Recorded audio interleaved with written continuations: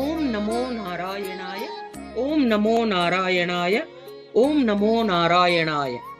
భగవద్భక్తులారా, విష్ణు ప్రేమికులారా, సత్సంగ బృంద సభ్యులారా, మనమంతా కూడాను సనాతన ధర్మానికి చెందిన విశేషమైనటువంటి మహాత్యాలున్నటువంటి విషయాలను తెలుసుకునేటువంటి పరంపరలో భాగంగా క్రితం భాగంలో ఆలయంలోకి ప్రవేశించిన వెంటనే మనం ప్రదక్షిణ చేస్తాం కదా, దాని యొక్క ప్రాశస్త్యం గురించి తెలుసుకున్నాం.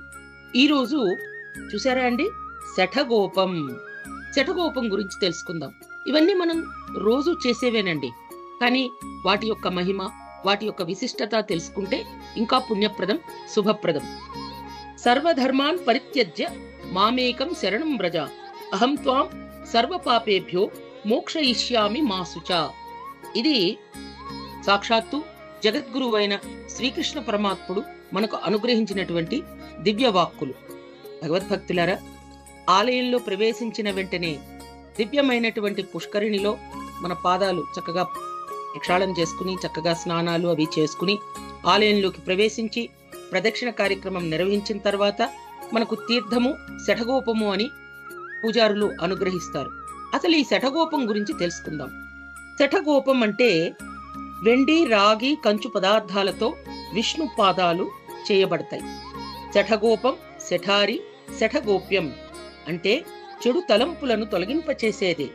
విష్ణు పాదాలు మన శిరస్సు మీద పెట్టినప్పుడు మన కోరికలు భగవంతునికి మనం నేరుగా చెప్పుకోవడానికి ఒక దివ్య అవకాశమే ఈ శఠగోపం. శఠత్వం అంటే మూర్ఖత్వం. మూర్ఖత్వాన్ని తొలగించుకుని పాదస్పర్శతో, విష్ణు పాదస్పర్శతో జ్ఞానవంతులవ్వాలనేటువంటిదే ఈ యొక్క శఠగోపం యొక్క ముఖ్య ఉద్దేశం. విష్ణోపదే పరమమధ్వ ఉత్సాహ తద్ విష్ణో పరమం పదం సదా పశ్యంతి సురయః. సదారి అంటారు. శ్రీ నమ్మాళ్వార్ గారు విశేషంగా ఈ శఠగోపం అనేటువంటివి ఈ సాధనానికి చాలా మూల గురువులుగా మనం భావిస్తాం. మన పాపాలు స్వామి పాదాలు తాకగానే తొలగి ముక్తి సాధనా మార్గం అనేది సులభమవుతుంది అని ఈ శఠగోపానికి గురించి గురువులు చెప్తారు. భగవద్భక్తులారా, ఈ 2 పాదాలు ఉన్నాయి చూడండి. ఆహా, ఎంత బాగుందండి. ఆ బ్రాహ్మణోత్తముడు భక్తునికి శఠగోపంతో ఆశీర్వాదం చెప్తున్నారు. భగవద్భక్తులారా, ఆ శఠగోపం మీద ఉన్నటువంటి ఆ 2 పాదాలు ఏమిటో తెలుసా? అవి తిరువడి అంటారు. అంటే అవే విష్ణు పాదాలు.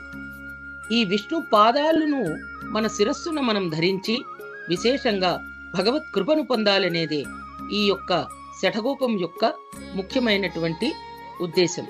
భగవద్భక్తులారా, సనాతన ధర్మంలో మనకు అనుగ్రహించబడినటువంటి విశేష ప్రక్రియలన్నీ కూడాను భగవంతుని వద్దకు మనం చేర్చడానికి ఒక సాధనంగా మనం వినియోగించుకుని భగవత్ కృపను పొందుదాం, భగవద్ అనుగ్రహాన్ని పొందుదాం, సదా భగవన్ నామస్మరణతో పునీతులవుదాం. భగవద్భక్తులారా, రోజు ఆలయాల్లో మనం చూసేదే శఠగోపం. శఠత్వం అంటే మూర్ఖత్వమని, 6 శత్రువులను నశింపజేసి జ్ఞానజ్యోతులను ప్రకాశింపచేస్తుంది ఈ విష్ణు పాద స్పర్శ అనేటువంటి విషయాన్ని తెలుసుకుంటే ఎంత మనోజ్ఞంగా ఉందండి ఆ భావన. అందుకనే అర్థం పరమార్థం తెలుసుకుని ముందుకు సాగుదాం, జీవితాలను మంగళప్రదం చేసుకుందాం. మరిన్ని అంశాలతో మళ్ళీ కలుసుకుందాం. ఓం నమో వెంకటేశాయ.